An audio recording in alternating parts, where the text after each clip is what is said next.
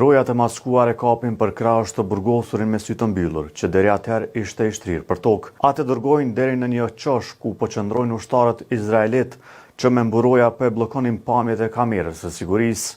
Ai rrethohet dhe teksa qend lehnin, shihen edhe disa lëvizje prapa mburojave. Pamjet nuk janë fort të qarta, por i burgosuri palestinez më vonë është dërguar në spital për disa brenjë të thyera dhe lëndime në zorë. Videoja ishte transmetuar në televizion një vit më parë, por skandali nuk u bë i madh deri këtë javë, kur General Majorja Yifat Tomer Yerushalmi pranoi se ajo e lëshoi në publik këtë video. Ushtarët izraelit janë akuzuar se kanë abuzuar seksualisht të burgosurin palestinez.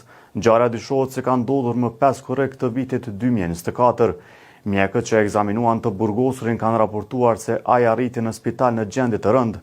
Pas operimit, ai ishte kthyer përsëri në burg. Ushtarakja tha se kishte publikuar videon për të treguar seriozitetin e ngjarjes, por menjëherë kanë vërshuar kritikat nga përkrahasit e kryeministrit izraelit, Benjamin Netanyahu. Vet ai ka thënë se përkeqësimi i situatës pas publikimit të videos është ndoshta sulmi propagandues më i madh kundër shtetit izraelit, ndërkaq ministri i mbrojtjes Israel Katz e ka quajtur fabrikim.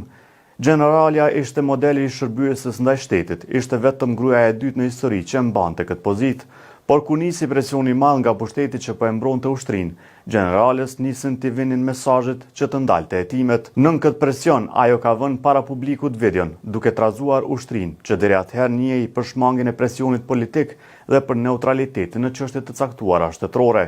Kritikët e Netanyahut kanë thënë se rasti i generales tregon përpjekjet e tij për të politizuar edhe sistemin gjyqësor të shtetit. Në të njëjtën kohë, Ministria e Drejtësisë i ka bërë thirrje prokurorisë së posaçme që të mos përfshihet në rastin e generales. Shkaku i këtij rasti është në nkërcënim reputacioni i Izraelit si shtet me sundim të mirë të ligjit.